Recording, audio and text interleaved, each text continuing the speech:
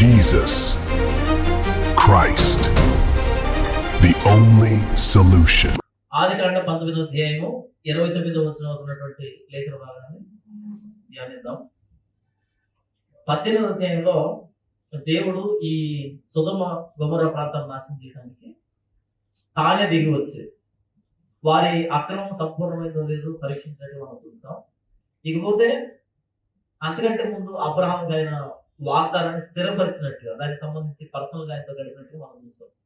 ఇప్పుడు ఏంటంటే తాను వచ్చినటువంటి పని, ఈ సొదొమ గొమొర్రా నాశనం చేసేటువంటి ఆ పని ఎలా జరిగింది, అందులో ఏ లోతు కోసం అయితే అబ్రహాం విజ్ఞాపన చేశాడో ఆ లోతును తప్పించడానికి ఆ లోతు ఎలా బిహేవ్ చేశాడు, ఆయన కుటుంబం ఎలా బిహేవ్ చేస్తుంది, వాళ్ళకి రక్షణ ఎలా వచ్చింది అని మనం ఇప్పుడు చూస్తాం. మొదటి వచనం, ఆ సాయంకాలం ముందు ఆ ఇద్దరు దేవదూతలు సొదొమ చేరినప్పటికీ లోతు సొదొమ గవినియతో కూర్చుంటూ ఉండెను.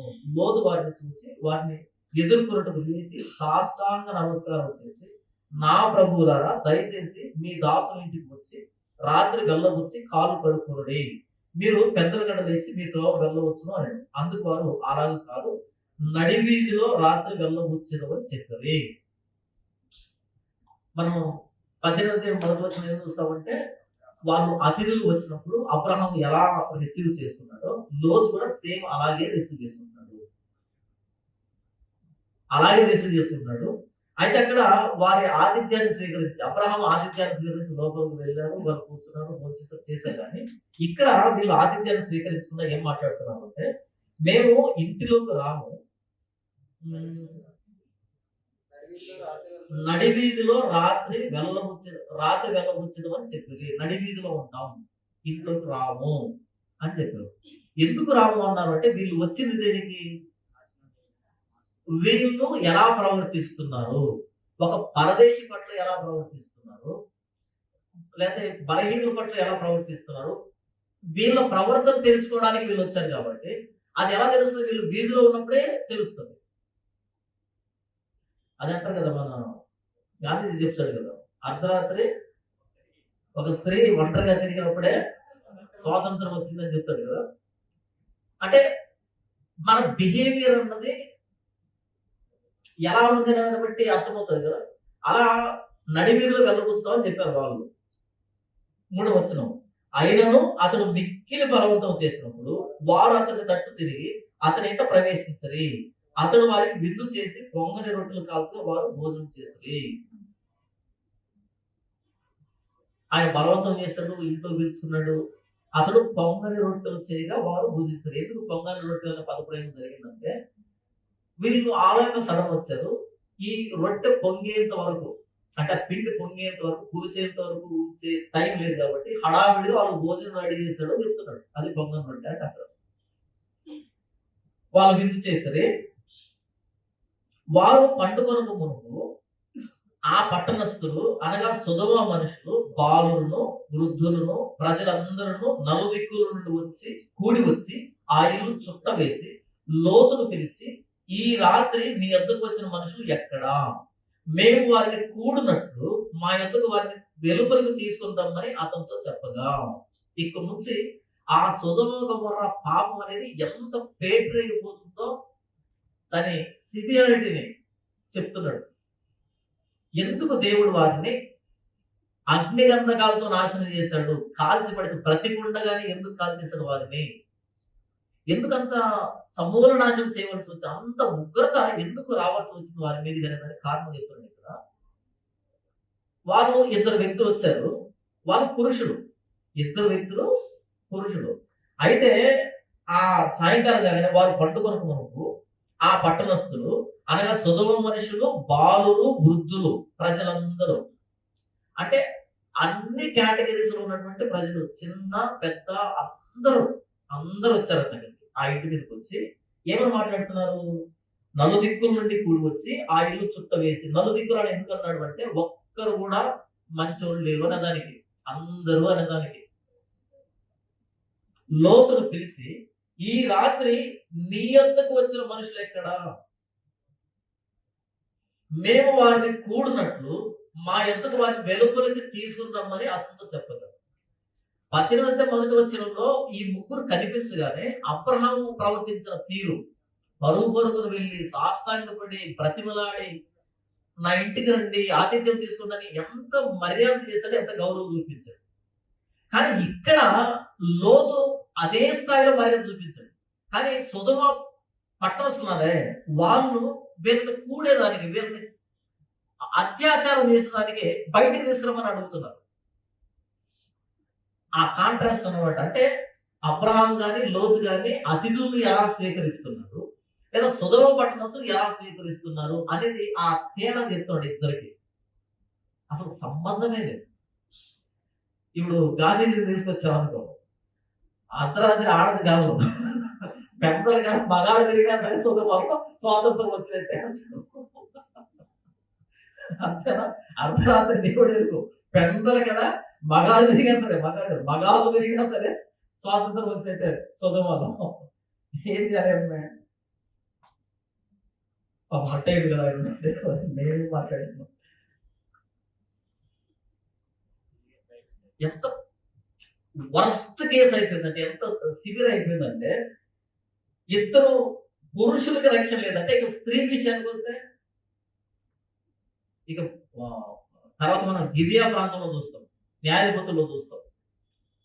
ఏడుపు వచ్చేస్తుంది ఆ సందర్భాలు జరుగుతుంది, అంత దారుణం.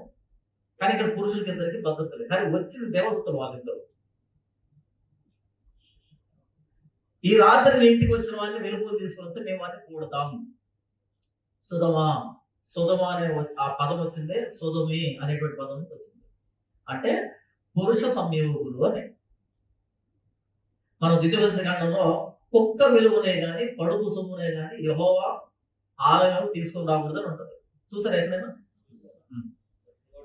పడుగు సొమ్మునే అంటే వ్యభిచారం అని, కుక్క విలువ అంటే సొదొమి అని అంటారు. సొదొమలో చేసినటువంటి పాపం అంటే ఇద్దరు పురుషులు ఉంటారు అందులో. పడుగు సొమ్ము అంటే పురుషుడు స్త్రీ ఉంటారు. కుక్క విలువ అంటే ఇద్దరు పురుషులు ఉంటారు, పురుషులు ఉంటారు. అంటే ఈ సొదొమ గొమొర్రా జరిగినటువంటి పాపం అంటే అలాంటి దాంట్లో ఉండి అలా వచ్చిన తప్పు తీసుకొచ్చి దేవుని సన్నిధిలో తీసుకుని రాకూడదు అని అర్థం.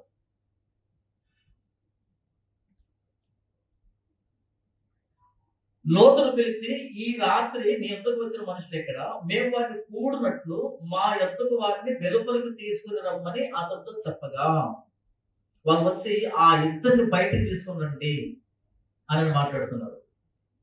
అప్పుడు లోతు చెప్పినటువంటి అద్భుతమైనటువంటి సమాధానం, అసలు చరిత్రలో సువర్ణ అక్షరాలతో లిఖించని ఎంత నీతిమంతుడు అనేది రాయబడుతుంది చూడండి. లోతు వెలుపల ద్వారం వద్ద వారి యొద్దకు వెళ్ళి తన వెనక తలుపు వేసి, అన్నలారా ఇంత పాతకం కట్టుకొనబడి ఇదిగో పురుషుని కూడా ఇద్దరు కుమార్తెలు నాకున్నారు. వాటే ఆయన చెప్పిన సమాధానం చూస్తున్నారా? పురుషుని కూడా ఇద్దరు కుమార్తెలు నాకున్నారు. సెలవైతే వారిని మీ ఎంతకు వెలుగులు తీసుకుని వచ్చేదను, వారిని మీ మనసు వచ్చినట్లు చేయుడి. మంచి సమాధానమే కదా? ఇలాంటి సమాధానం చెప్తారు ఎవరైనా? పురుషుని ఎరుగని కుమార్తెలు నాకున్నారు, వాళ్ళని తీసుకుని వస్తారు, మేము వదిలిపెట్టండి అని చెప్తున్నాడు. అంటే ఇందులో పాజిటివ్ యాంగిల్ ఏంటంటే, తన ఇంటికి వచ్చిన అతిథుల్ని రక్షించుకోవడానికి చివరికి తన కుమార్తెను కూడా పోగొట్టుకోవడానికి ఇష్టపడ్డాడు. పాజిటివ్ యాంగిల్ అయితే, నెగిటివ్ యాంగిల్ ఏంటంటే అసలు వీళ్ళిద్దరు ఇవ్వడం దేనికి, అది నెగిటివ్ యాంగిల్. నెక్స్ట్ ఇంకోటి ఏంటంటే, ఇంత దుర్మార్గులు ఉన్నటువంటి అక్కడ అంత కంఫర్టబుల్ గా ఎలా ఉన్న రోజు అక్కడి నుంచి బయటకు రావచ్చు కదా. వీళ్ళు ఇంత దుర్మార్గులు అని తెలిసినప్పుడు ఎందుకు నా ప్రాంతంలో మనము పత్రికలు చదివినప్పుడు, పేద పత్రిక చదివినప్పుడు లోతు తన నీతి గల మనసుని దినదినము ఎందుకు నొప్పించుకుంటున్నావు? ఒక మురికి కాలువ పక్కన నిలబడుకొని ముక్కు మూసుకుంటూ ఇలా అనుకుంటూ ఉంటే నీకు బుద్ధి వచ్చి అక్కడికి బయటికి రావచ్చు కదా. ఇప్పుడు మురికి కాలువ ఉంది, దాని ఒడ్డు మీద నిలబడుకున్నాం, మాట్లాడి కచ్చి అనుకోవడం, చిచ్చి అనుకోవడం, ఇదంతా వేస్ట్ కదా. అక్కడి నుంచి దూరంగా వస్తే నువ్వు అక్కడే ఉండి ఎంతసేపు అన్నా అదే వాసన వస్తాయి కదా. ఇప్పుడు సొదొమ గొమొర్రాలో ఉండి నువ్వు నీతి గల మనసును ఎందుకు నొప్పించుకోవాలి? అక్కడి నుంచి వెకేట్ చేయొచ్చు కదా, బయటికి రావచ్చు కదా, ఎందుకు అక్కడే ఉన్నావు? ఎందుకంటే పిల్లలకి ఎంబీబీఎస్ సీట్లు అక్కడే వచ్చాయండి. పిల్లలకి కాలేజ్ అక్కడే వచ్చిందండి, జాబ్ ఇక్కడే ట్రాన్స్ఫర్ అయిందండి, నా బిజినెస్ ఇక్కడే ఉందండి, ఇప్పుడు బ్రతుకులు పోతున్నాయండి, ఏం చేస్తామండి? ఇవే మనం చెప్పే కారణాలు. అక్కడే సీట్ వచ్చిందంట. కొన్ని సందర్భాల్లో మనమే కోల్పోతున్నప్పుడు అక్కడ ఉండాల్సిన అక్కర్లేదు. మనల్ని మనమే కోల్పోతున్నప్పుడు అక్కడ ఎందుకు ఉండాలి మనం అని చెప్పగానే వీరు చూడండి 9వ వచనం, ఆ మనుషులు నా ఇంటి నీడకు వచ్చి ఉన్నారు కనుక వారిని మీరేమి చేయకూడదని చెప్పినప్పుడు వారు నీవు అవతలికి పొమ్మనవే. మరియు వారు వీడెవడో మనలోని పరదేశిగా వచ్చి తీర్పరిగా ఉండ చూస్తున్నాడు కాగా వారి కంటే నీకు ఎక్కువ కీడు చేసినవని చెప్పి లోతు అను ఆ మనుషుల మీద దొమ్మిగా పడి తలుపు పగలగొట్టడం సమీపించింది.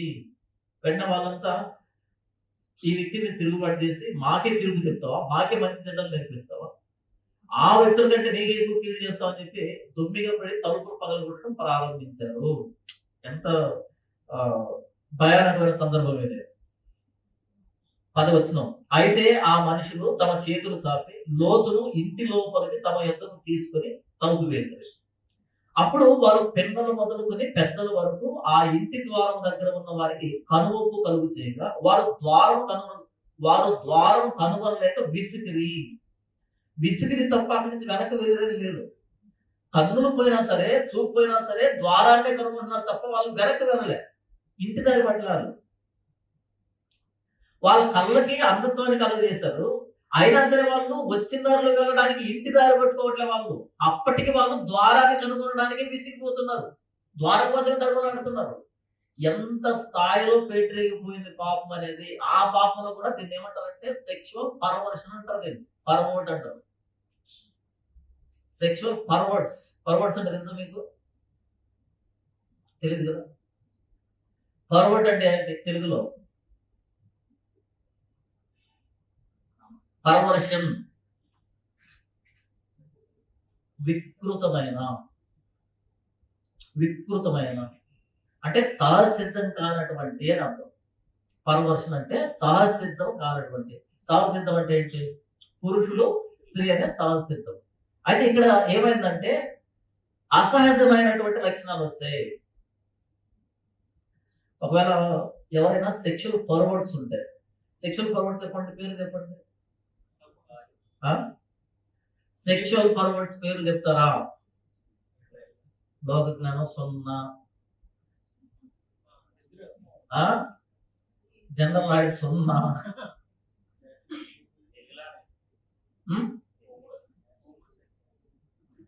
LGBTQR+ అని ఉంటుంది, తెలుసా? అదేనా? ఇవన్నీ సెక్షువల్ పర్వర్ట్స్ అంటారు. ఏం చేస్తారంటే ఇంటికి వెళ్ళిన తర్వాత LGBTQR+ అంటే ఏంటి అని చాట్ జీపీటీ అడగండి. ఓకే, చాలా డిస్క్రిప్షన్ ఇస్తారు, తెలుగులోనే చదవండి. ఓకేనా? వాళ్ళ డిస్క్రిప్షన్ తో చదవండి. హోంవర్క్ ఇదంతా మీకు. ఎందుకంటే అది మొదలు పెట్టారు అయిపోతుంది, చాలా పెద్ద విషయం అది. దాని మీద మీకు ఐడియా లేకపోతే మీ పిల్లలు ఎలా బిహేవ్ చేస్తున్నారో మీకు అసలు తెలియదు. మీ పిల్లలు ఎవరితో స్నేహం చేస్తున్నారో మీకు తెలియదు. దాన్ని స్టడీ చేయాలి. ప్రతి తల్లిదండ్రులు ఏం చేయాలి? సెక్షువల్ పర్వర్ట్స్ అంటే ఎవరు అనే దాని మీద స్టడీ చేయాలి. దాని మీద కంప్లీట్ నాలెడ్జ్ తెలుసుకోవాలి. అలా తెలుసుకోకపోతే చాలా మిస్ అయిపోతారు. మీ ఇంట్లో వ్యక్తులు మిస్ అయిపోతారు, మీ పిల్లలు మిస్ అయిపోతారు, బయట వాళ్ళు మిస్ అయిపోతారు. ఇవి తెలుసుకుంటే కనుక వాళ్ళు మాట్లాడే మాట బట్టి వాళ్ళు అలా పట్టేయచ్చు, వీడు పలానా అని.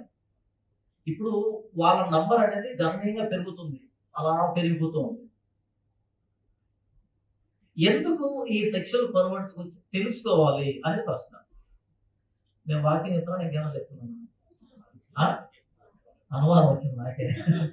ఏంటన్నా మీరు ఏదో చెప్తున్నారు అని అంటారు, నాకు తెలుసు. నేను చెప్తున్న వాక్యమే. ఎందుకు దేవుడు వాళ్ళని కాల్చాడు అంటే, మామూలుగా దేవుడు బైబిల్లో చాలా శిక్షలు విధించాడు, కానీ అగ్ని గంధకాలు గురించి ఇక్కడే కాల్చాడు ఆయన అంటే జస్ట్ ఇమాజిన్ ఎంత కోపం వచ్చింటుంది ఆయనకి. అంత కోపం ఎందుకు వచ్చిందంటే వీళ్ళ బిహేవియర్. ఏంటి వీళ్ళ బిహేవియర్ అంటే, ఈ సెక్షువల్ పర్వర్ట్స్ ఎలా ఉంటారంటే అబ్నార్మల్ బిహేవియర్ ఉంటుంది వాళ్ళకి. ఏం బిహేవియర్ ఉంటుంది? అబ్నార్మల్ ఉంటుంది, నార్మల్ కాదు, అబ్నార్మల్ ఉంటుంది. ఇప్పుడు ఒక పురుషుడు ఒక స్త్రీతో, స్త్రీ పురుషుడితో వ్యభిచారం చేస్తున్నారు ఉదాహరణకి, అక్రమ సంబంధం పెట్టుకున్నారు అనుకో, ఆ మైండ్ సెట్ నార్మల్ గానే ఉంటది. నేను చేయమని చెప్పట్లే, మైండ్ సెట్ గురించి మాట్లాడుతున్నా. ఏది మాట్లాడే ఇబ్బంది అని చెప్తున్నాను, అబ్నార్మల్ అని చెప్తున్నాను. కానీ మీరు సెక్షువల్ పర్వర్డ్స్ మెంటాలిటీ చూస్తే అబ్నార్మల్ ఉంటుంది. వాళ్ళకి ఎమోషన్స్ ఉండవు. ఏముండవు? మోషన్స్ కాదు, ఎమోషన్స్ ఉండవు. ఎమోషన్ అంటే ఏంటంటే, ఎమోషన్ అంటే అవతల వ్యక్తి బాధపడుతున్నప్పుడు మనకి ఏడుపు రావాలి, అవతల వ్యక్తి నవ్వుతున్నప్పుడు మనకు నవ్వు రావాలి, అవతల వ్యక్తి ఎలా ఉన్నాడో దాన్ని బట్టి మనం రియాక్ట్ కావాలి. దాన్ని ఏమంటాం? దాని ఎమోషన్స్ అంటాం, భావోద్వేగం ఉంటాం. కానీ సెక్షువల్ పర్వర్డ్స్ కి భావోద్వేగాలు ఉండవు. వాళ్ళు ఏడిస్తే వాళ్ళకి నవ్వు వస్తుంది, వాళ్ళు నవ్వితే వాళ్ళకి ఏడుపు వస్తుంది, వాళ్ళు నవ్వుతుంటే వాళ్ళు ఎలాగైనా ఏమంటారు ఏడిపించాలి, వాళ్ళు ఏడుస్తుంటే నవ్వాలి, ఈ టైప్ వస్తుంటుంది. అబ్నార్మల్ ఉంటాయి వాళ్ళు. ఇప్పుడు మనం ఉదాహరణకి ఏదో మనం ఉన్నటువంటి స్త్రీ తప్పు చేసినాక కొడతాం, 4 ఏళ్ళు కొట్టిన తర్వాత ఒక దగ్గర ఆగుతాం, ఇక కొట్టడానికి మనసు రాదు, వాళ్ళకి ఆగదు, కొట్టుకుని చంపేస్తారు. అంటే అబ్నార్మల్ బిహేవియర్ ఉంటుంది వాళ్ళ దగ్గర, చాలా డేంజర్. కాబట్టి వీళ్ళని గురించి తెలుసుకోవాలి. వాళ్ళు ఏదైనా బాధ అనిపిస్తే ఆ బాధ అందరికి రావాలని కోరుకుంటారు. వాళ్ళు ఇన్సల్ట్ ఫీల్ అయితే ఆ ఇన్సల్ట్ అందరికి రావాలని కోరుకుంటారు. వాళ్ళకి ఏం జరిగిందో అందరికి జరగాలని కోరుకుంటారు. ప్రపంచం అంతా వాళ్ళలాగే మారాలని కోరుకుంటారు. సో సెక్షువల్ పర్వర్డ్స్ అంటే ఎవరు అనేది చాట్‌జీపీటీలో కానీ, గూగుల్లో కానీ, లేకపోతే యూట్యూబ్లో కానీ ఇంటికి వెళ్ళిన హోంవర్క్ చేయండి. ఇది మీ కుటుంబ క్షేమం కోసం, మీ క్షేమం కోసం మాట్లాడుతున్నాను. ఒకవేళ మీకు అలాంటి లక్షణాలు వస్తే, ఓహో నాకు ఈ లక్షణం ఉందా, దాని నుంచి బయటకు వచ్చేదానికి ప్రయత్నం చేయండి. చాలా డేంజర్, అది ఇప్పుడు పెరుగుతుంది. ఎందుకంటే దీన్ని దేవుడు క్షమించడు, ఉపేక్షించడు. మీకు ఇదే మాట కొరింథీ పత్రిక కూడా కనబడుతుంది. కొరింథీ పత్రిక చూడండి, కొరింథీయులకు రాసిన మొదటి పత్రిక 6వ అధ్యాయం వచనం చెప్పండి. ఎన్ని? నేను చదివి వినిపిస్తాను. 9వ వచనం. అన్యాయస్తులు దేవుని రాజ్యములకు వారసులు కానేరని మీకు తెలియదా? మోసపోకుడి, జారులైనను, విగ్రహారాధికులైనను, వ్యభిచారులైనను, ఆడంగితనం గలవారైనను, పురుష సంయోగులైనను. 2 వచ్చాయి. ఆడంగితనం, పురుష సంయోగం. పురుష సంయోగం అనేది సొదొమే, అది ఆదికాండం 19లో జరిగినటువంటి పాపం. ఆడంగితనం అంటే ఏంటది? మనం తిట్టుకున్నాం కానీ, ఆ పదంతో తిట్టుకున్నాం కానీ అదేంటో తెలియదు కదా, తెలుసుకోవాలి. చాలా డేంజర్. అది తెలుసుకోవాలి, అదేంటి, పురుషమేవం అంటే ఏంటి, ఇవన్నీ జనరల్ నాలెడ్జ్. మనం ఒక సొసైటీలో బ్రతుకుతున్నాం అంటే సొసైటీలో 8 రకాల వ్యక్తులు ఉంటారు. వాళ్ళ భావజాలాలు ఏంటి, వాళ్ళు దేన్ని నమ్ముతారు.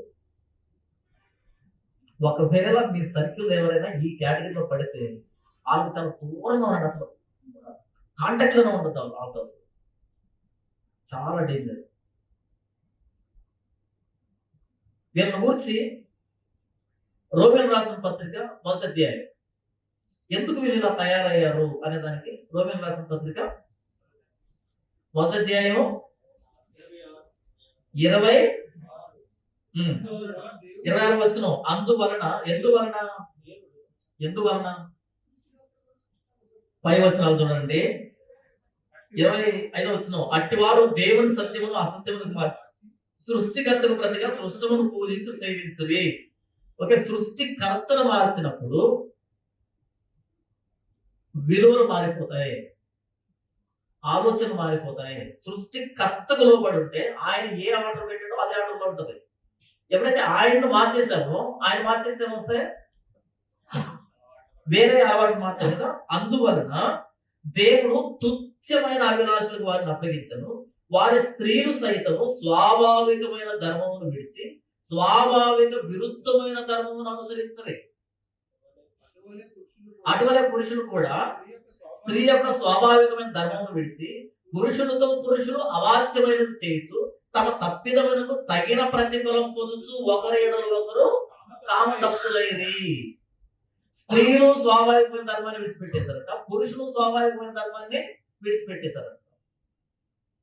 అలా విడిచిపెట్టి ఏమైందంట, తమ తప్పిదమునకు తగిన ప్రతిఫలం పొందొచ్చు. ఏం ప్రతిఫలం? సుఖవ్యాధులు తెలుసా మీకు? ఎస్టిడి అంటారు. ఎస్టిడి అంటే ఏంటో చెప్పండి. Sexually transmitted diseases. ఏంటవి? పేర్లు చెప్పడం వరుసగా. ఎయిడ్స్, తర్వాత చెప్తున్నారా? నాకు వినపడట్లేదు. ఎయిడ్స్, తర్వాత గనేరియా, తర్వాత తర్వాత కష్టపడి 2 ఎస్టిడి కష్టపడి చెప్పారు. మనకి జనరల్ నాలెడ్జ్ లేదు, లోక జ్ఞానం లేదు. మనం ఏ హాస్పిటల్ వెళ్ళినా ఎస్టిడి వార్డ్ అని ఉంటుంది. ఎప్పుడైనా వెళ్ళారు అందులోకి? చిచ్చి మాకేం పని అక్కడ ఉంటారా, ఎలాగ పడుతున్నావు అంటారా? వెళ్ళాలి, అక్కడ ఎంక్వైరీ చేయాలి, అడగాలి, తెలుసుకోవాలి, చాలా అవసరం. అర్థమవుతుందా? ఈసారి హాస్పిటల్ వెళ్ళినప్పుడు ఎస్టిడి వార్డుకి వెళ్ళండి, వాళ్ళతో మాట్లాడండి. ఎస్టిడి అంటే ఏంటి, ఎన్ని రకాలవి, వాటి లక్షణాలు ఏంటి, ఎందుకు వస్తాయి, ఎలా పోతాయి, వాళ్ళని ఎంక్వైరీ చేయండి, వాళ్ళని ఇంట్రాగేట్ చేయండి, వాళ్ళని అడగండి. అన్ని అడిగితే వాళ్ళు చెబుతారు. మనకు అవసరం. ఓకే, చాలా అవసరం అవి. ఎస్టిడి అంటే ఏంటి కనుక్కోండి. నెక్స్ట్ ఏంటంటే సెక్షువల్ పర్వర్ట్స్ అంటే ఏంటి కనుక్కోండి. ఎందుకంటే బైబిల్లో ఉన్నాయి ఇవన్నీ. రోమియోలు రాసిన పత్రికలో పౌలు ఇవన్నీ చెప్పాడు. అంటే తమ తప్పిదమునకు తగిన ప్రతిఫలం పొందొచ్చు. అదే ఎస్టిడి. తగిన ప్రతిఫలం అంటే ఏంటి? ఎస్టిడి అని. ఇప్పుడు మనం తెలుసుకోవడం బైబిల్ బిబ్లికల్ గా మనం ప్రయత్నం చేస్తున్నామా, లేకపోతే బయట ఇంకా ఏదో ప్రయత్నం చేస్తున్నామా? బిబ్లికల్ గానే. తమ తప్పిదమునకు తగిన ప్రతిఫలం అనే దగ్గర ఎస్టిడి అని పెట్టుకోండి.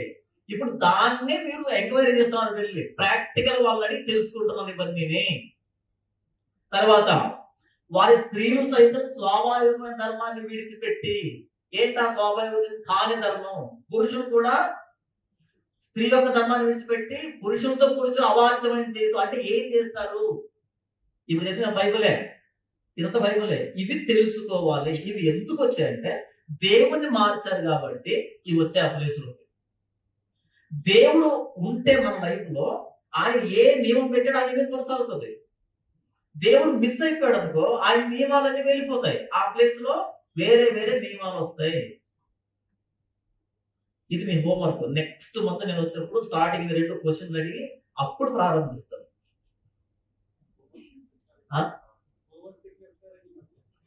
మరి అంతే కదా.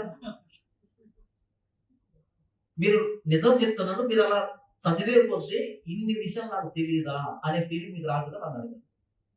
నాకు తెలియకుండా ఇన్ని విషయాలు ఉన్నాయా, నేను ఇన్ని విషయాలు మిస్ అయిపోతున్నానా అని చాలా నాలెడ్జ్ వస్తుంది మీకు. చాలా అవసరమైన నాలెడ్జ్ వస్తుంది.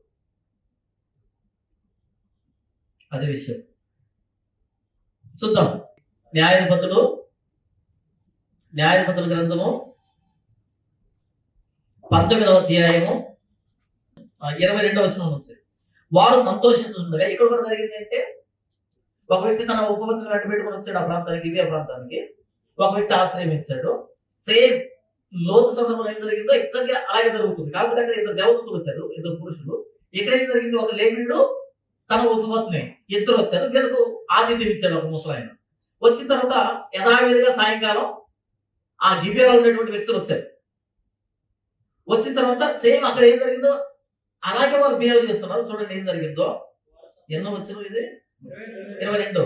వారు సంతోషించుండగా, అంటే భోజనం చేసి తాగుతూ తింటూ సంతోషిస్తున్నారు. వాళ్ళు సంతోషించుండగా ఆ ఊరి వారిలో కొందరు పోకిరులు ఆ ఇల్లు చుట్టుకుని తలుపు కొట్టి, నీ ఇంటికి వచ్చిన మనుషుని, ఎవరు కావాలంటే వాళ్ళకి? పురుషుడు, స్త్రీ కాదు.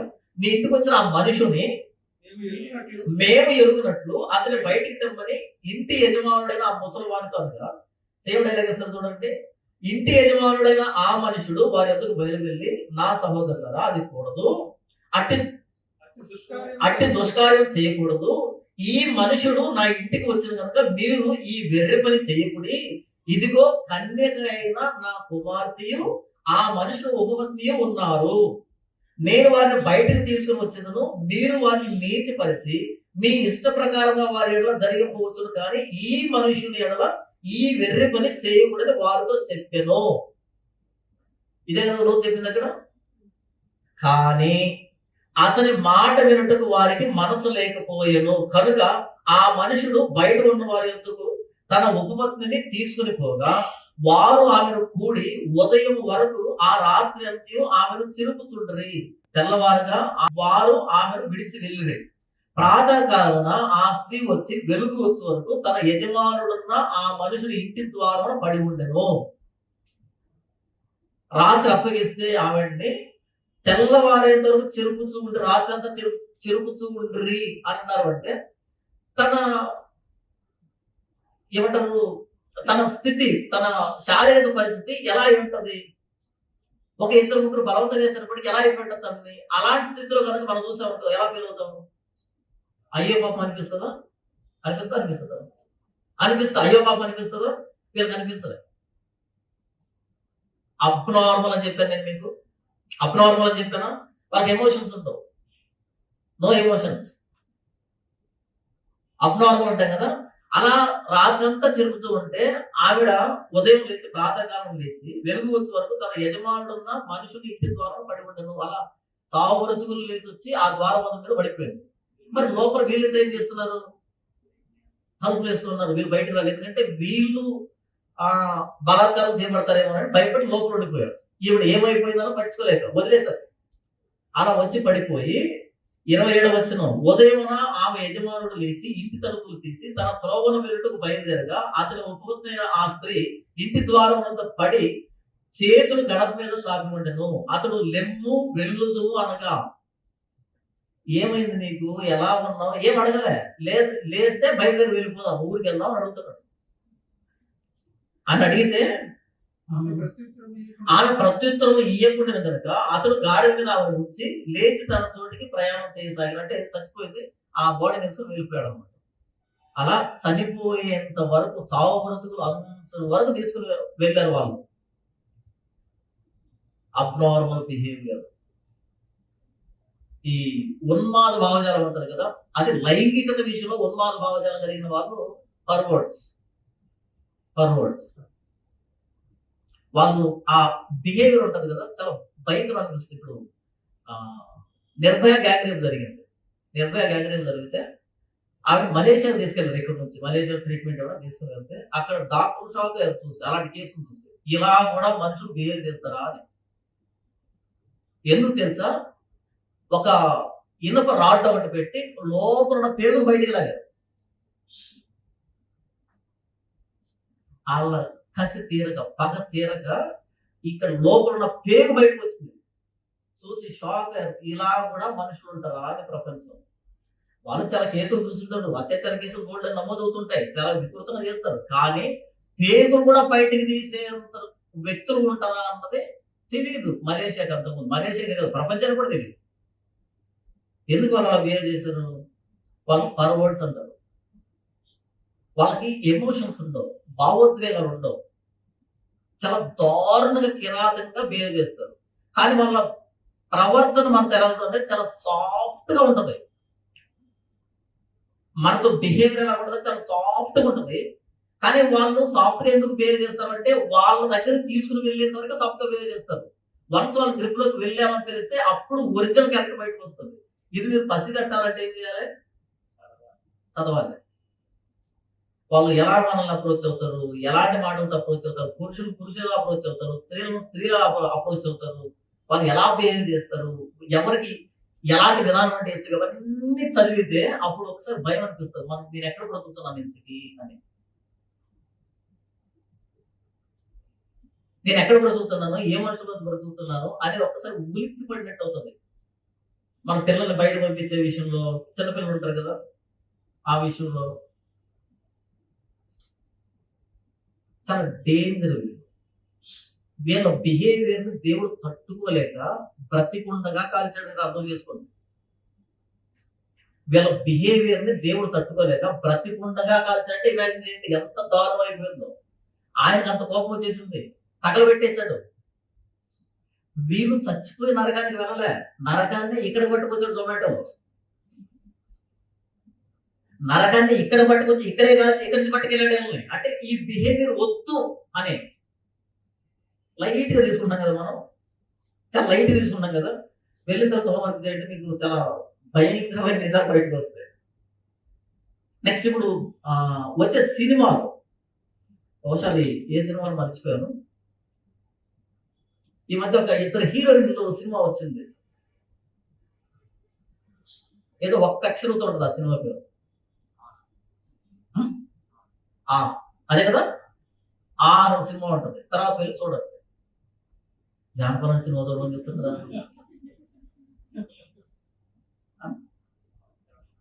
చూడమని చెప్తున్నా. దాని పేరేంటి, ఎవరు లీడింగ్ రోల్, ఎవరు వాళ్ళిద్దరు లీడింగ్ రోల్ లో ఉంటారు. ఆ సినిమా కాదు, అదేనా, ఇద్దరు లేడీస్ ఉంటారు, వాళ్ళిద్దరు ప్రేమించుకుంటారు. ఇద్దరు హీరోయిన్ ఉంటారు, వాళ్ళిద్దరు ప్రేమించుకుంటారు. వాళ్ళిద్దరు ప్రేమించుకుని ఇంట్లో ఒప్పించుకునేదానికి, పెళ్లి చేసుకునేదానికి వాళ్ళు డైలాగ్ చెప్తారు కొన్ని. లేదా ఈ అమ్మాయిని ప్రేమించిన తర్వాత ఇది తప్పు కదా అని అమ్మాయి అడిగితే ఇది తప్పు కాదని ఈ అమ్మాయి కన్విన్స్ చేసిన కొన్ని మాటలు చెప్తుంది. ఆ మాట వినాలి మీరు, అది నేను అంటున్నది. అంటే వాళ్ళు ఎలా ట్యూన్ అయి ఉంటారు, వాళ్ళ బ్రెయిన్ సెట్ ఎలా ట్యూన్ అయి ఉంటుంది, వాళ్ళు చేసిన ఎలా జస్టిఫై చేసుకుంటారు వాళ్ళు, అది నేను అంటున్నది. అది విన్నారనుకో మీరు, అవును కదా అనిపిస్తుంది, అవును కదా ఇద్దరు తప్పు అనిపిస్తుంది. అంత సూక్ష్మంగా ఎక్కిచ్చేస్తారు. సింపుల్ చెప్తున్నాడు, ఆయన అమ్మాయి ప్రేమించుకున్నా మనం ప్రేమించుకోవడం ఏంటి అని అడుగుతుంది. అడగని ఆమె ఏం చెప్తుందంటే, చూడు కొంతమంది కుడి చేత్తో రాస్తారు, కొంతమంది ఎడమ చేత్తో రాస్తారు, తప్పు ఏంటి అంటుంది. మనకేమనిపించింది, అంతే కదా, కొంతమంది కుడి చేయ అలవాటు ఉంటుంది, కొంతమందికి ఎడమ చేయ అలవాటు ఉంటుంది, తప్పు ఏంటి అనేది అనిపించిందా? ఈ భావజాలాన్ని, సెక్షువల్ పర్వర్షన్ భావజాలాన్ని సినిమా అనే మీడియం ద్వారా సులభంగా పట్టుకొచ్చి మన బుర్రలో పెట్టేశారు. సినిమా అనేది చాలా స్ట్రాంగ్ మీడియం, అది సినిమా ద్వారా చెప్తే ఎవరికైనా ఎక్కుతుంది. అందులో తప్పు చెప్పినా మనం అంగీకరిస్తాం, రైట్ చెప్పినా అంగీకరిస్తాం. కాబట్టి ఈ సెక్షువల్ పర్వర్షన్ అనేది సినిమా ఫీల్డ్ లోకి ఎంటర్ అయింది అని చెప్తున్నాం. ఇకపోతే బాలీవుడ్ లో ఒక మూవీ వచ్చింది, నాకు ఆ పేరు గుర్తులేదు, మీరు చెప్పండి. ఒక రైల్వే స్టేషన్ పేరు, ఆ సినిమా పేరు, రైల్వే స్టేషన్ పేరు సినిమా పేరు అది. ఒక రైల్వే స్టేషన్, ముంబైలో ఒక రైల్వే స్టేషన్ పేరు సినిమా పేరు అది. ఒకవేళ ఈ వీడియో బయటకు వచ్చిన తర్వాత కింద కామెంట్ ఎవరైనా రాస్తారు, అది చూడండి, ఖచ్చితంగా దాన్ని చూసి తీరండి అంతే.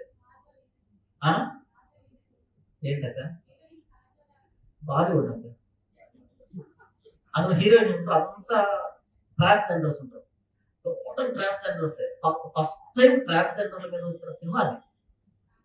అదేదో పోలీస్ రైల్వే స్టేషన్, ఆ రైల్వే స్టేషన్ లో జరిగేటువంటి ఆ హత్యల వెనకాల ఏం జరుగుతుంది అనే దానికి ఆ మూవీ చేస్తారు.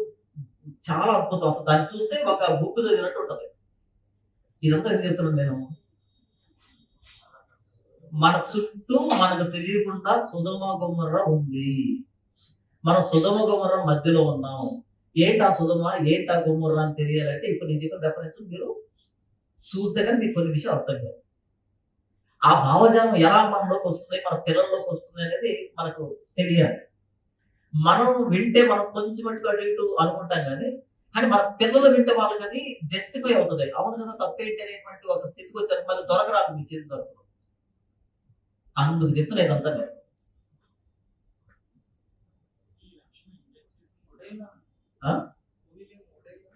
ఓదర్ అనేది తెలుగు, అది కాదు, ఇది వేస్ట్.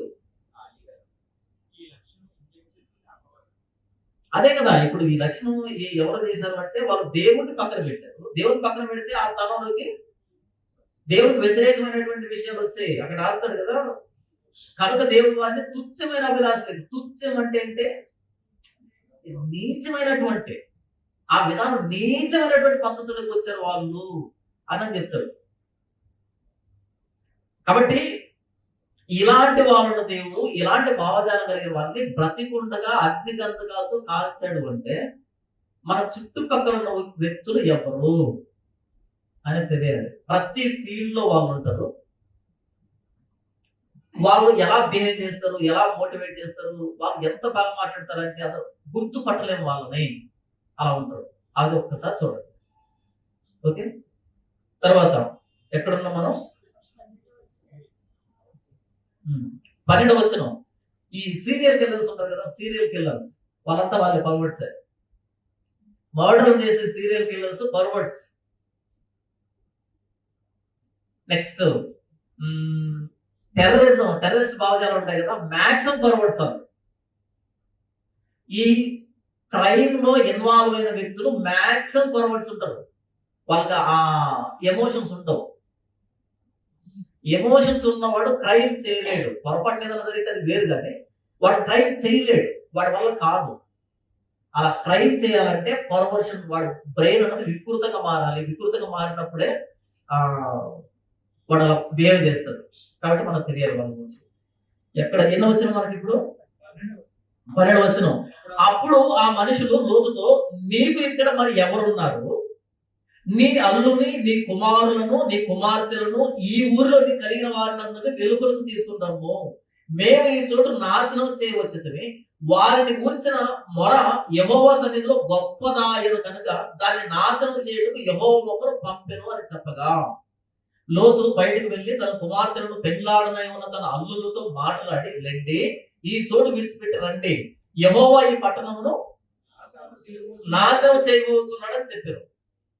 అయితే అతడు తన అల్లుల దృష్టికి ఎగతాళి చేయమని వలె ఉండెను. ఒక ఆపరేషన్. ఇక ఈ ఊర్లో ఉండాల్సిన అవసరం ఏంటి? యెహోవా ఈ పట్టణాన్ని నాశనం చేయబోతున్నాడు, రండి, బయటకు రండి.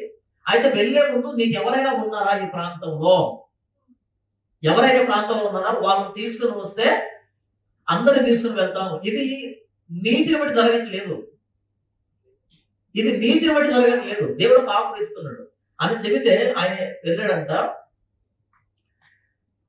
అయితే అతడు తన అల్లుల దృష్టికి ఎగతాళి చేయవాని వలె ఉండెను. ఆయన చెబుతున్నటువంటి మాట చాలా సీరియస్. ఈ పట్టణాన్ని దేవుడు నాశనం చేయబోతున్నాడు అంటే ఎగతాళి చేసినట్టుగా అనిపించిందంట. పోనీ లోతు ఏమైనా ఎగతాళి చేసేవాడా? ఆయన ఏమైనా కామెడీ ఫిగర్ అంటే కాదు. ఆయన చాలా సీరియస్ పర్సన్. తన నీతిగల మనసుని దినదినం నొప్పించుకుంటూ ఉన్నాడు అంటే అంత నిజాయితీ పడు, మంచోడు ఆయన. కానీ ఆయన చెప్పినా సరే ఎగతాళి చేసినట్టుగా వాళ్ళు ఫీల్ అయ్యారంటే ఇక వాళ్ళకి ఏ ప్రకటించినా వాళ్ళు వినరు, వాళ్ళు బయటకు అల్లుళ్ళే రాకపోతే మిగతా వాళ్ళు ఎలా వస్తారు? రారు. ఇంత పెద్ద ఉపద్రవం వస్తుంది చెప్పినా సరే వాళ్ళు వినలేరు. అప్పుడు ఏం జరిగింది? తెల్లవారినప్పుడు, ఎప్పుడంట?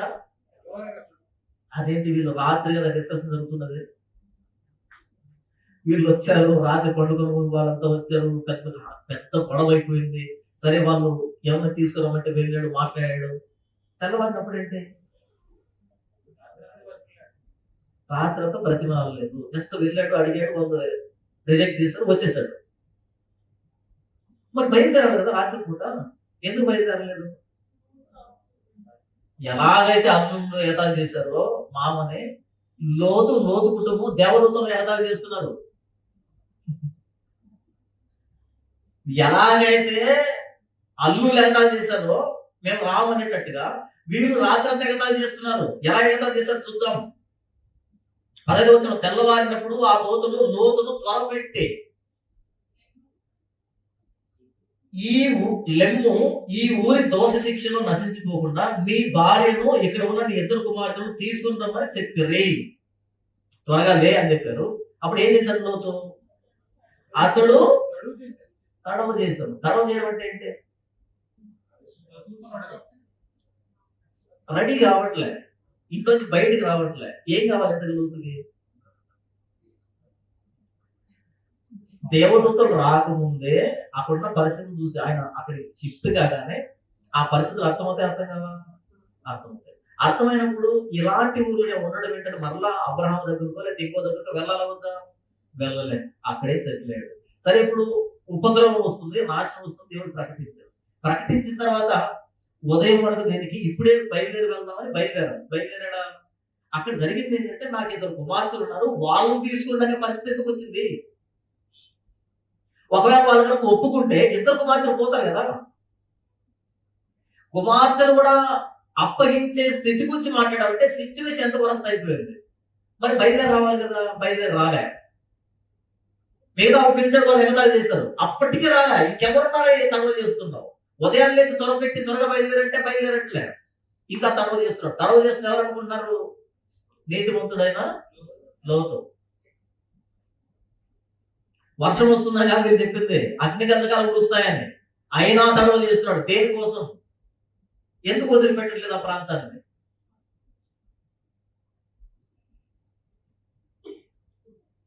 అతడు తడవ చేసను, అప్పుడు అతని మీద యెహోవా కనికరపడుట వలన. యాక్చువల్ గా ఆ తడవ చేసినప్పుడు యెహోవాకు కోపం రావాలి, శిక్షించాలి. కానీ ఇంకా కనికరపడుతున్నాడు, ఇంకా కనికరం చూపెడుతున్నాడు. కనికరానికి అలవాడు కానీ ఆయన, కానీ కనికరం చూపెడుతున్నాడు. యెహోవా అతని మీద కనికరపడటం వలన ఆ మనుషులు అతని చేతిని, అతని భార్య చేతిని, అతని ఇద్దరు కుమార్తెల చేతులను పట్టుకుని వెలుపలకు తీసుకుని వచ్చి ఆ ఊరి బయట ఉంచిరి. వీళ్ళు రావట్లే, రాకపోతే వీళ్ళు బలవంతంగా పట్టుకొని తీసుకుని వచ్చి బయట పెట్టారు. ఇప్పుడైనా మరి ఎంత నీతివంతుల కుటుంబం. ఏ కుటుంబం ఇది? ఏ కుటుంబం ఇది? నీతివంతుల కుటుంబం. అసలు ఇంత సీన్ జరుగుతుంటే ఆ సిచ్యువేషన్ చూడగానే భవిష్యత్తు నుంచి రావాల్సింది పోగొట్టి అక్కడే ఉన్నాడంట. దేవదూతలు వచ్చి వాళ్ళ మీద ఇంత బలాత్కారం. ఒకవేళ దేవదూతలు రాత్రి వాళ్ళకి గుడ్డితనం కలగజేయకపోయి ఉంటుంటే పరిస్థితి ఏంటి? వాళ్ళు గుడ్డితనం కలగజేశారు కాబట్టి అయినా వారు తలుపునే వెతుకుతున్నారు కానీ ఇంటిని వెతుక్కోవట్లే. ఒకవేళ గుడ్డితనం లేకపోతే వాళ్ళ పరిస్థితి ఏంటి? అయినా పర్లే, నాకు ఇల్లు నచ్చింది, ఎంత కష్టపడి కట్టుకున్నానో, ఎంత ఇష్టపడి కట్టుకున్నానో, ఇలాంటి ఇల్లు వదిలిపెట్టాలా? అదే కదా. ఒక మంచి స్నేహాన్ని 10,000 ఇచ్చి కొనుక్కోవాలంట, ఒక చెడ్డ స్నేహాన్ని 10,000 ఇచ్చి వదిలించుకోవాలంట. వద్దు, మనల్ని నాశనం చేసే వాటిని వదిలించుకోవాలి. అది స్నేహం కానీ, బంధువులు కానీ, ఇంకొకటి కానీ, ఏదైనా సరే అది వదిలిపెట్టుకోవాలి. ఎందుకంటే అది మనల్ని నాశనం చేస్తుంది. కానీ లోతే అలా ఉన్నాడంటే మరి లోతు భార్య నెక్స్ట్ వస్తుంది, ఆవిడ నెక్స్ట్ వస్తుంది. ఈ కూతురు ఆవిడ నెక్స్ట్ వస్తారు. అది ఇంకా అద్భుతం ఉంటుంది. ఎక్కడ ఉంది? 17వ వచనం. ఆ దూతలు వారిని వెలుపలకు తీసుకుని వచ్చిన తర్వాత ఆయన, నీ ప్రాణమును దక్కించుకున్నట్టు పారిపోమ్ము, నీ వెనకకు చూడకము, ఈ మైదానంలో ఎక్కడను నిలవక నీవు నశించిపోకుండా ఆ పర్వతములకు పారిపోమ్మని చెప్పాడు. ఇక్కడ వచ్చి పారిపో, నీ ప్రాణం దక్కాలంటే పారిపోవాలి. ఈ మైదానంలో ఎక్కడ నిలవకూడదు, వెనక తిరిగి చూడకూడదు. నువ్వు ఎంత వెళ్ళిపోతే అంత తొందరగా నేను నాశనం చేస్తావు అని చెప్పాడు. ఇప్పుడు మనోడు ఆఫ్ రోడ్తాడు చూడండి, రాయి తీరవుతాడు చూడండి. నాకు ఎంత కనిపిస్తాయి సందర్భం చూసినప్పుడు. నీతిమంతులే ఎలా ఉంటే ఇంక మిగతా వాళ్ళ పరిస్థితి ఎలా ఉంటుందని. ఇప్పుడు ఆఫర్ చూడండి, లోతు, ప్రభువా అలా కాదు, ఇదిగో నీ కటాక్షము నీ దాసు మీద వచ్చినది, నా ప్రాణం రక్షించడం వలన నీవు నా ఎండలో కనపరిచిన నీ కృపను గణపరిచితిని, నేను ఆ పర్వతములకు తప్పించుకొని పోలేను. ఎందుకంటే మోకాలు నొప్పులు, వయసు అయిపోయింది, ఉపకారం, నేను పరిగెత్తలేను. అదే బాబు, ఇది పరిగెత్తాల్సిన ఎక్కడ రాయి తెలియండి. నేను పరిగెత్తలేను, నేను తప్పించుకొని పోలేను, ఈ కీడు నాకు సంభవించి చచ్చిపోదునేమో. ఇదిగో పారిపోవటకు ఈ ఊరు సమీపంలో ఉన్నది, అది చిన్నది, నన్ను అక్కడికి తప్పించుకొని పోలేమో, అది చిన్నది కదా. నేను బ్రతుకుదునని చెప్పినప్పుడు ఆయన, ఇదిగో నీవు చెప్పిన ఈ ఊరు నాశనం చేయను, ఈ విషయంలో నీ మనం అంగీకరించుకుని నీవు త్వరపడి అక్కడ తప్పించుకుని పొమ్ము, నీవు అక్కడ చేరు వరకు నేనేమి చేయలేను అని. అందుచేత ఆ ఊరికి సోయరు అని పేరు పెట్టబడిను. ఆ పర్వతానికి వెళ్ళమన్నాడు. అది వజ్రంగా ఆయన పర్వతానికి వెళ్ళమంటే ఈయన కోరుకున్నాడు. అంత దూరం వెళ్ళాడంతేనా, ఈయనకి ఆ పక్కన చిన్న ఊరు కనిపించిందంట, ఆ ఊరికి వెళ్ళాడంట. ఆ ఊరికి వెళ్ళి ఆ ఊర్లో నివాసం ఉన్నాడు. తర్వాత ఆ ఊరు ఏం చేస్తారు, ఎంత సొదొమ గొమొర్రా కూడా కంఫర్టబుల్ గా ఈయన ఆ ఊర్లో ఒక్కరోజు ఉన్నాడు. అలాంటి ఊరు కోరుకున్నాడు.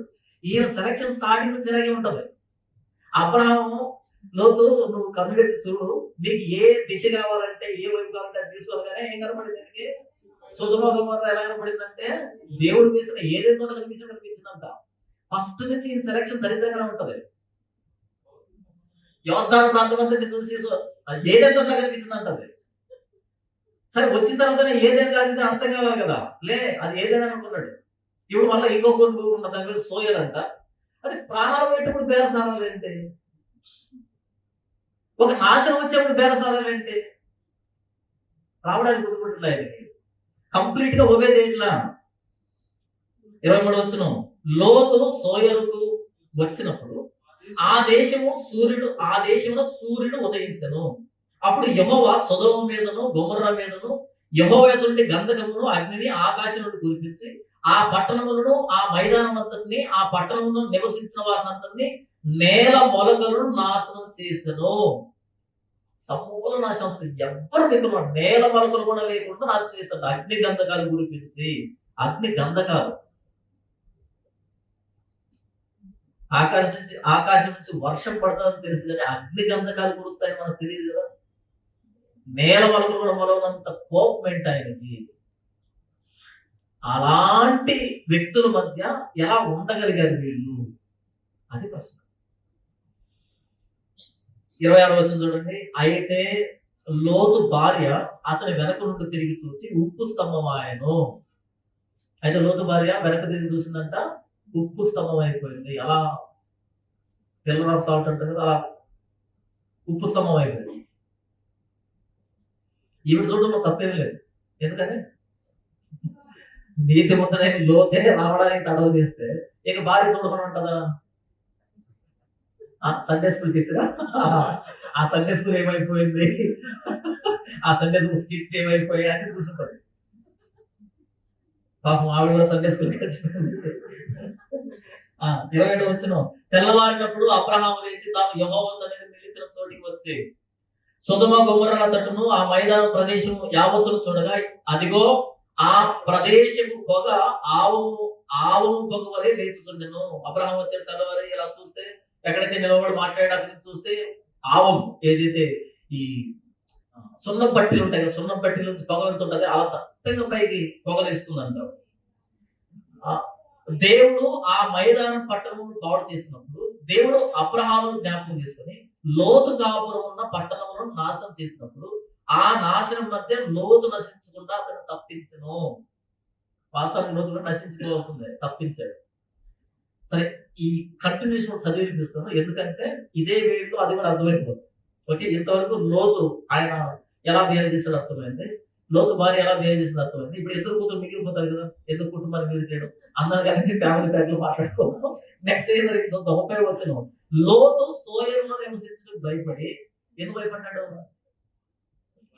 ఈయన కదా కోరుకున్నదే, ఇది చాలా చిన్నదే, చిన్న ఊరు అంటారు మరి, పెద్దది కాదు, చాలా చిన్న ఊరు, చాలా పద్ధతిగా ఉంటారు అనుకున్నాడు.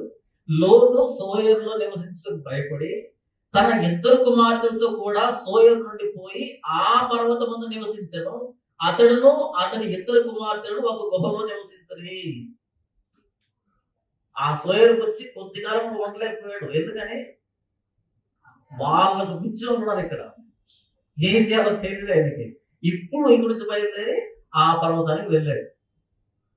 అక్కడ వెళ్ళిన తర్వాత అట్లుండగా అక్క తన చెల్లితో, మన తండ్రి ముసలివాడు, సర్వలోక మర్యాద చొప్పున మనతో పోవుటకు లోకంలో ఏ పురుషుడు లేడు. మన తండ్రికి ద్రాక్షారసం త్రాగించి అతనితో శయనించి మన తండ్రి వలన సంతానం కలగజేసుకుందాం రమ్మని చెప్పాను. ఆ పర్వతానికి వెళ్ళగానే వాళ్ళు నివసిస్తున్నప్పుడు వాళ్ళకి వచ్చిన అద్భుతమైన ఆలోచన అంటే లోక కళ్యాణం కోసం మనం ఏదైనా చెయ్యాలి, అంతేనా? ఎందుకు వచ్చిన వాళ్ళకి ఆలోచన? ఎందుకు వచ్చిందంటే మీకు సందర్భం చెప్తాం, మీకు అర్థమైందా? ఆ మధ్య వాతావరణానికి వస్తున్నా. ఓసారి బస్సు ఎక్కాను, బస్సులో కూర్చొని ఉన్నాను. బస్సు అలా వస్తూ డంప్ యార్డ్ అని ఉంటుంది మా ప్రాంతంలో, అన్ని ప్రాంతాల్లో డంప్ యార్డ్ ఉంటాయి కదా, ఆ డంప్ యార్డ్ మధ్యలో నుంచి వెళ్తుంది ఆ బస్సు.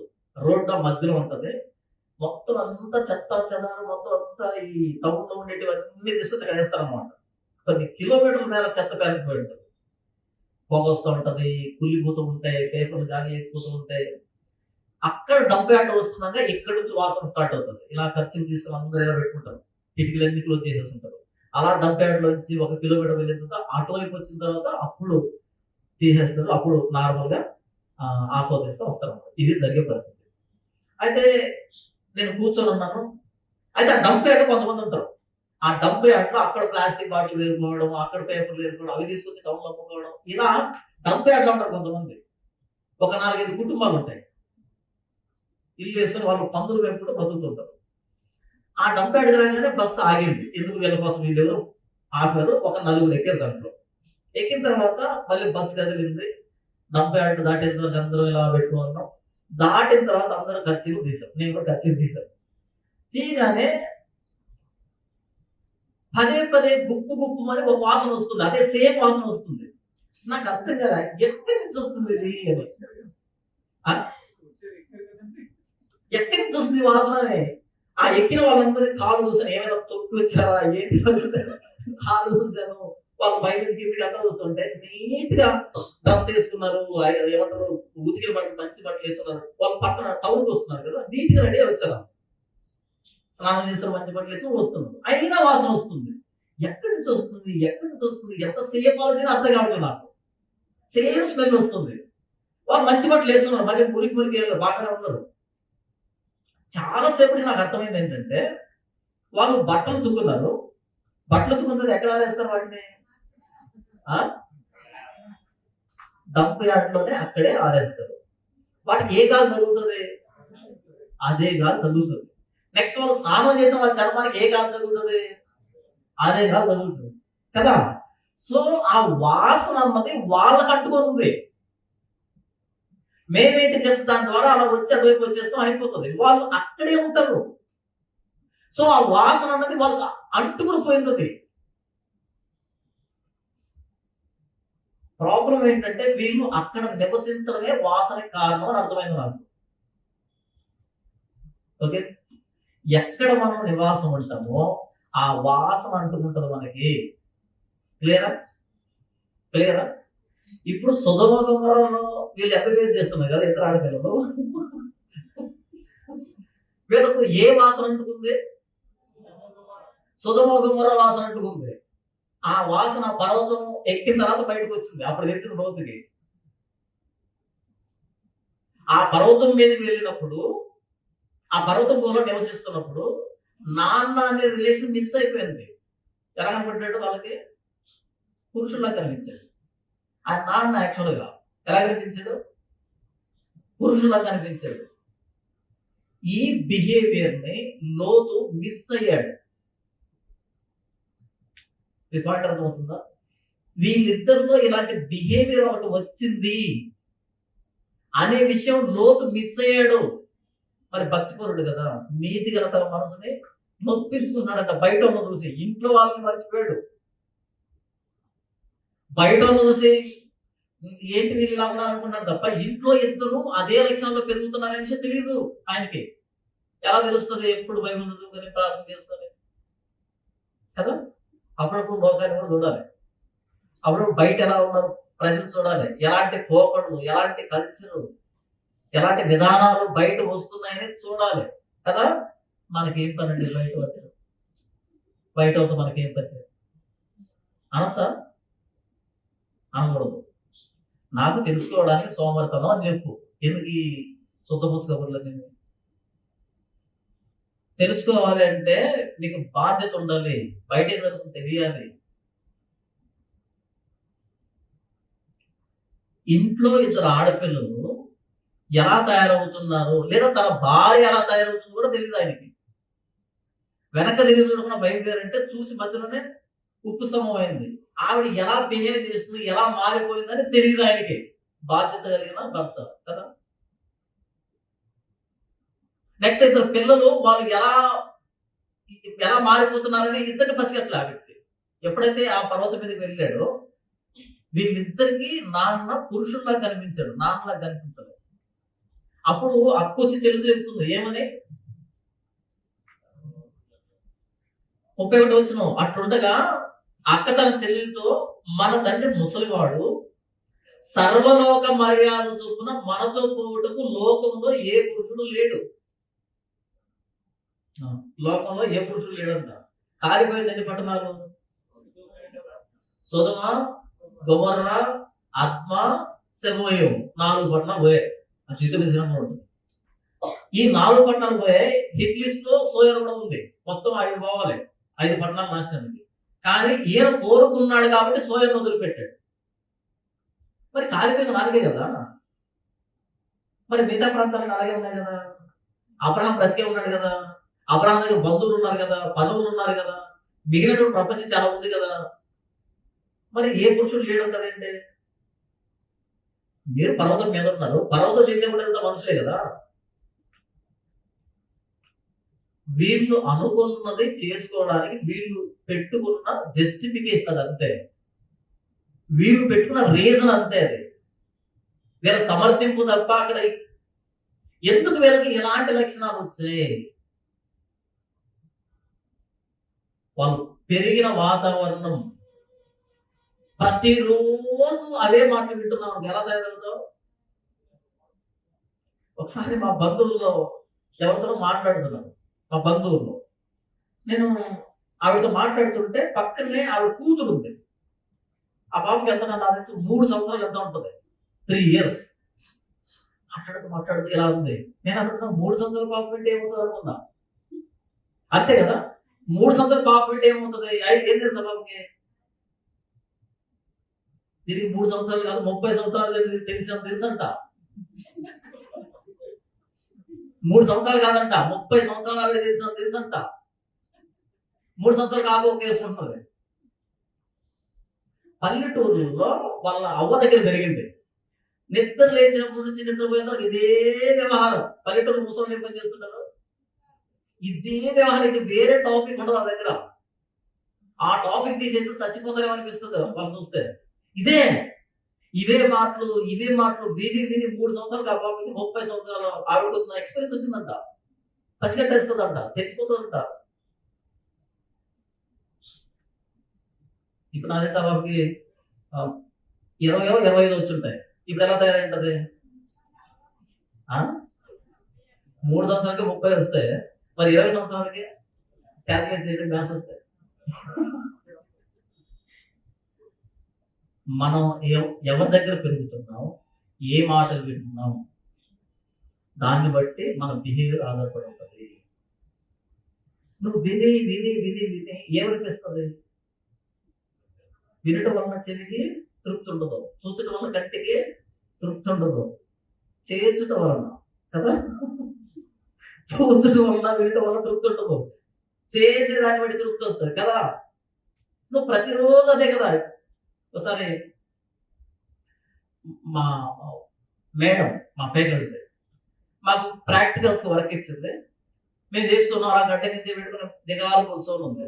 అంతా నేను ఏం మేడం అలాగున్నాడంటే, వాళ్ళ కొడుకు అబ్బాయి ఇంటర్మీడియట్ చదువుతున్నాడంట. వాళ్ళ కొడుకు చికెన్ వాటర్ లేదంటే నేను చెప్పింది ఇలా అని చెప్పింది. అలా చెప్పగానే నేను అన్నాను, మేడం ఇంట్లో టీవీ ఉందా అన్న. ఉంది అంది. ఓకే మేడం వచ్చేసాను. మళ్ళీ పిలిచి నువ్వు టీవీ ఉందని ఎందుకు అడిగావు అడిగింది. అయిపోయింది కదా మేడం, మీరు ఉదయం మాకు క్లాస్ చెప్పారు, మధ్యాహ్నం ప్రాక్టికల్ చేపిస్తున్నారు. ఇప్పుడు మీరు టీవీలో థియరీ చెప్పారు, వాడు ప్రాక్టికల్ చేయాలి కదా మేడం అన్నా. మీకు అడగలే. ఉదయం బోర్డు మీద క్లాస్ చెప్పారు మేము, మాకు మధ్యాహ్నం ఏమి ఇచ్చారు? ఆ చెప్పిన దాన్ని ప్రాక్టికల్ ఇచ్చారు, చేస్తున్నాం. ఇప్పుడు థియరీ ప్లస్ ప్రాక్టికల్ కలిపితేనే కదా మేము ఉత్తమం ప్రయోజనం అయ్యేది. మీరు చదువు చెప్పిన దానికి ప్రయోజనం అప్పుడే కదా. ఇప్పుడు మీరు టీవీలో థియరీ వేశారు, ప్రాక్టికల్ చేయాలి వద్దవాడు చేయాలి కదా మేడం. మీకు ఒక టీవీ ఉంది కదా, మీకు టీవీ ఉందా లేదా? ఉంది కదా. తగ్గదు ప్రాక్టికల్స్ స్టార్ట్ అవుతాయి, రెడీగా ఉండండి. తగ్గంలో ప్రాక్టికల్ స్టార్ట్ అవుతాయి. థియరీ దగ్గర ఏది ఆగదు, ప్రాక్టికల్ దగ్గరికి వస్తుంది. మీరే మార్కులు ఏం దగ్గర ఉంది.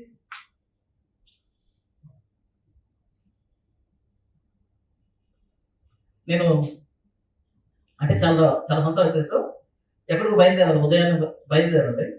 అలా బయలుదేరేటప్పుడు ఉదయాన్నే లేచి కింద సంపు ఉంటది. ఆ సంపులో నీళ్లు తోడుకొని నేనే కాచుకొని పోసుకొని రెడీ అయ్యి వెళ్ళాలి.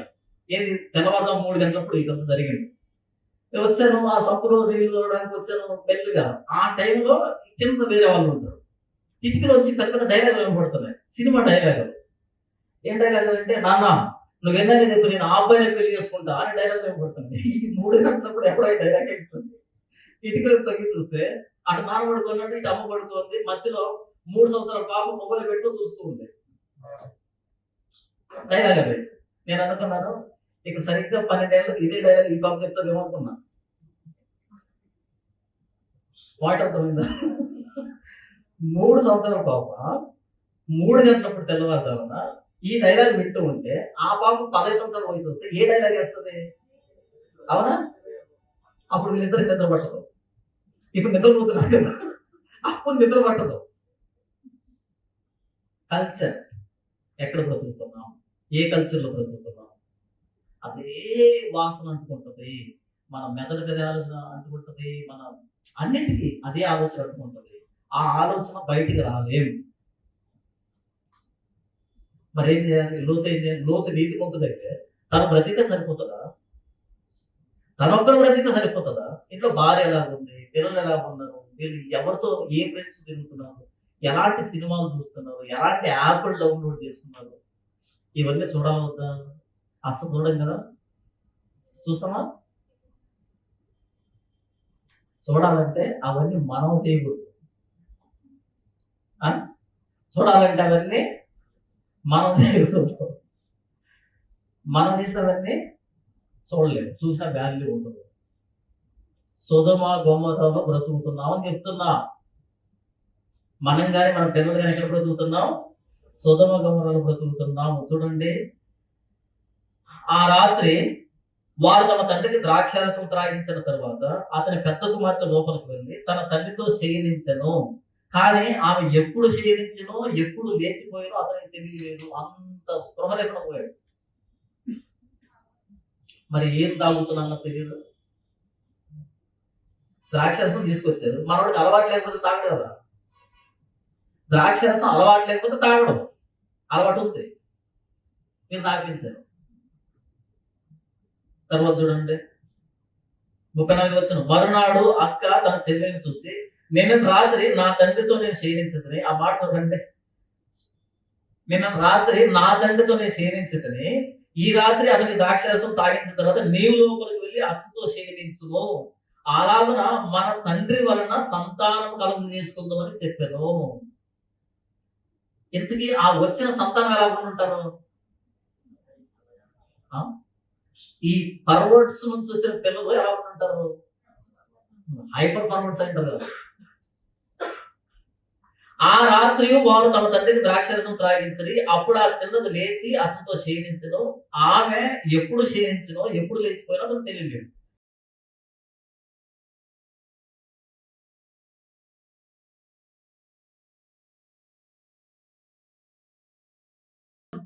అలాగున లోతు యొక్క ఇద్దరు కుమార్తెలు తమ తండ్రి వలన కలుగుతున్నాయి. ఆ పదం గాని ఆ లైన్ గాని చదవడానికి కానీ చూడడానికి చాలా చండాలంగా ఉంది కదా. ఇదంతా నెగ్లిజెన్స్ వల్ల జరిగింది. 37 వచనం, వారిలో పెద్దది కుమారుని కని వానికి మోయాబు అను పేరు పెట్టెను. మోయాబీయులకు వీడు మూలపితరుడు. మోయాబు ఇశ్రాయేలుకు బద్ధ శత్రువు. అతడు నేటి వరకు మోయాబీయులకు మూల పురుషుడిగా ఎంచబడెను. చిన్నది కూడా కుమారుని కని వానికి బెన్ అమ్మి అంటే అమ్మోనీయులకు తండ్రి అని బెన్ అమ్మి అని పేరు పెట్టెను. అతడు నేటి వరకు అమ్మోనీయులకు మూల పురుషుడిగా చందబడుతున్నాడు. ఇద్దరు ఇశ్రాయేలు శత్రువును తయారు చేశారు. వీళ్ళు అబ్రాహాముతో పాటు ఉంటుంటే వాగ్దానంలో వారసులై ఉండు, వాగ్దాన దేశం స్వతంత్రించుకోవడం. కానీ ఇప్పుడు వీళ్ళు ఎక్కడున్నారంటే మోయాబీయులు అమ్మోనీయులుగా ఇశ్రాయేలు బద్ధ శత్రులుగా మారిపోయారు. ధర్మశాస్త్రం అంటే గిట్టదు వీళ్ళకి. ఎందుకని వీళ్ళకుండే లక్షణాలకి ధర్మశాస్త్రం అంటే పడదు వీళ్ళకి. ఇది చివరే, ఆ వచనం చివరే. ఇక మీదట లోతు అనే ప్రస్తావన లేదు చరిత్రలో. ఆ వచనం చివరే అయిపోయింది.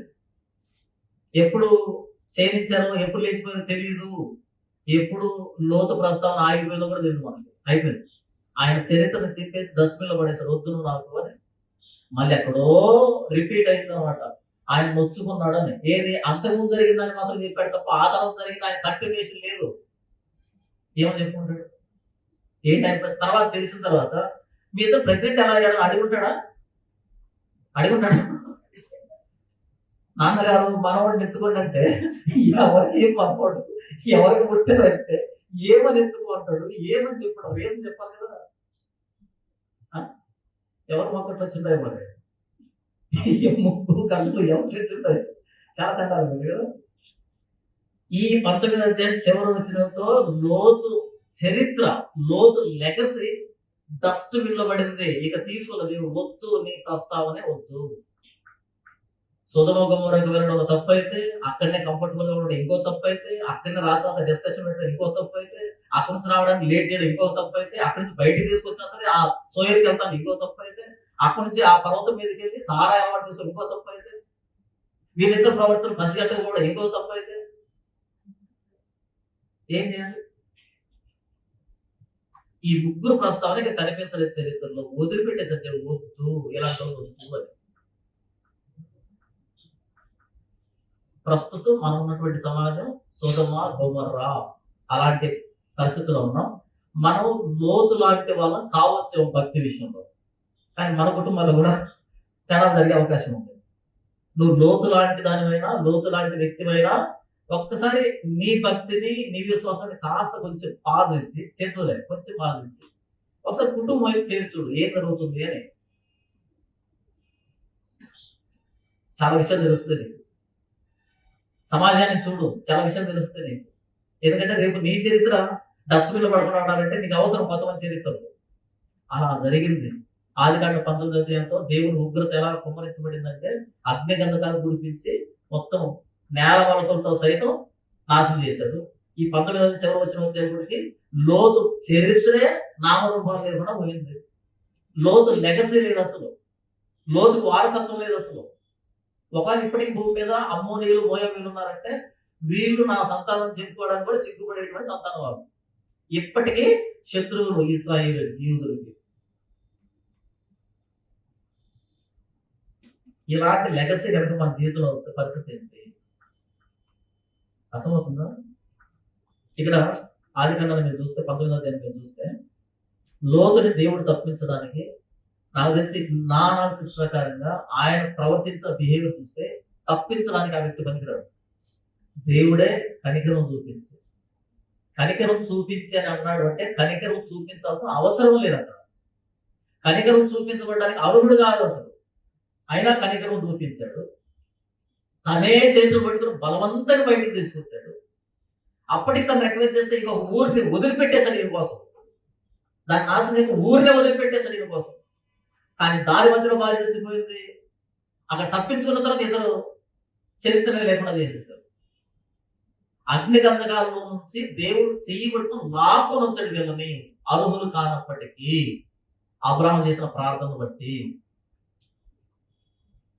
ఈరోజు నీవు నేను మనం ఉన్నటువంటి స్థితి, మనం బ్రతికినటువంటి స్థితి, అలాంటి సొదొమ గొమొర్రా లాంటి స్థితి ఉన్నా సరే బలవంతంగా పట్టుకొచ్చి దేవుడు బలవంతంగా పట్టుకొచ్చి మనం ఉన్న స్థితిలో వచ్చి బలవంతంగా పట్టుకొని వచ్చి మనల్ని లోకానికి బయటకు తీసుకుని వచ్చి బ్రతకండి, ఇక్కడ ఈ పట్టణంలో ఉండకండి, ఆ పర్వతానికి వెళ్ళండి అని చెప్తున్నారు. కానీ మనం కొన్ని వెసలుబాట్లు కల్పించాం. ప్రభు అని నాకు దూరం రాలేదు, నాకు అది ఉంది, నాకు ఇది ఉంది, కొన్ని వెసలుబాట్లు ఈ చిన్న చిన్న ఊళ్ళు ఏర్పాటు చేస్తున్నాం. పూర్తిగా వదిలిపెట్టడం ఇష్టం లేక, దేవుడి వాటిని పూర్తిగా విజయం చూపించడం ఇష్టం లేక కొన్ని పట్టణాలు నేర్చుకున్నాం. ఇక్కడ ఉంటా, అక్కడ ఉంటా, అది చేస్తా, ఇది చేస్తా, రాయితీలు వెసలుబాట్లు కలుగు చేస్తున్నాం. అవే మన నెత్తి మీదకి వస్తాయి, అవే మన నెత్తి మీదకి వస్తాయి. అగ్ని గంధకాల నుంచి తప్పించుకోవడానికి లోతు నీతి, లోతు భక్తి ఏమాత్రం కారణం కాదు. ఒకటి అబ్రహాం ప్రార్థన, రెండు దేవుని కనికరం. ఈ రెండు కలిపి అగ్ని గంధకాల నుంచి లోతుని బయటకు తీసుకుని వచ్చాయి. నీవు నేను రక్షించబడడానికి మన భక్తి, మన నీతి ఏమాత్రం కారణం కాదు. ప్రభువైన యేసుక్రీస్తు ప్రాణత్యాగం మాత్రమే మనల్ని బయటకు తీసుకుని వచ్చింది. బయటకు తీసుకొని రావడం ఒక వంతు అయితే, ఈ బయట నుంచి ఇంకా పరిగెత్తుకుని వెళ్ళడం, మన సాధ్యమైనంత పరిగెత్తుకుని వెళ్ళడం మన చేతుల్లో ఉన్నది. మనం పరిగెత్తకపోతే కొన్నిటితో రాజీ పడితే ఈ లోతు చరిత్ర ఎలా ఉంటుందో, లోతు కుమార్తె చరిత్ర ఎలా ఉంటుందో అలాగే కలిసిపోతాం.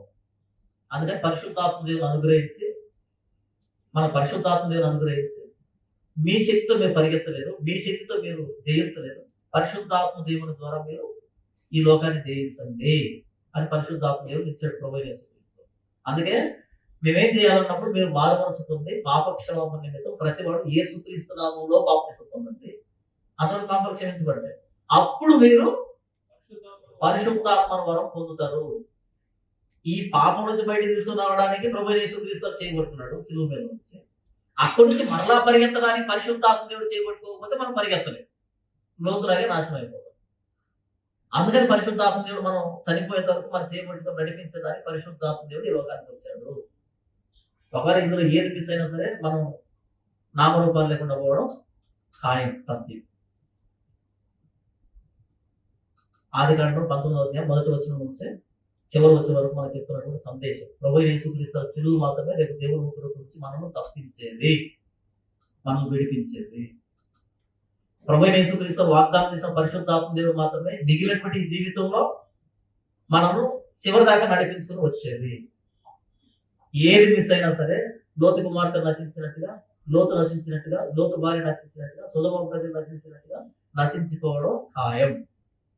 మనం లోతు అంటే నీతిమంతులు కావచ్చేమో మన వ్యక్తిగత జీవితంలో, కానీ మన ఇంట్లో ఏం జరుగుతుంది, బయట ఏం జరుగుతుంది తెలుసుకోకపోతే, సమాజం ఏం జరుగుతుంది తెలుసుకోకపోతే, ఇంట్లో ఏం జరుగుతుంది తెలుసుకోకపోతే, రేపు సమాజం ఇంట్లోకి వస్తుంది, ఇంట్లో వ్యక్తులు సమాజంలో వ్యక్తులు బిహేవ్ చేస్తారు, పరిస్థితి ఏంటి?